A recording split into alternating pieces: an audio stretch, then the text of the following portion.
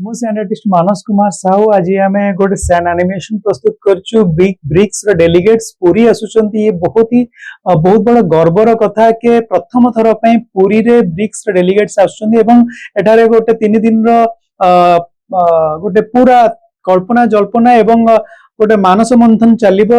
देश देश भितर गोटे सु संपर्क केमती गढ़ी हबो, आगामी दिन रे केमती देश देश भितर गोटे भल बंधुत्व स्थापन हम सब जिनस को लेकिन गोटे आम सैन एनिमेशन प्रस्तुत करिचु। Sand animation together for a better tomorrow रो वार्ता देचु। Welcome BRICS delegates to Puri, कारण गोटे बहुत बड़ गर्वर विषय कि पुरी रे एई प्रकार गोटे इंटरनेशनल सेमिनार हवा को जाउची। तो ये सैन एनिमेशन करिया पे हमको 15 मिनिट समय लगी।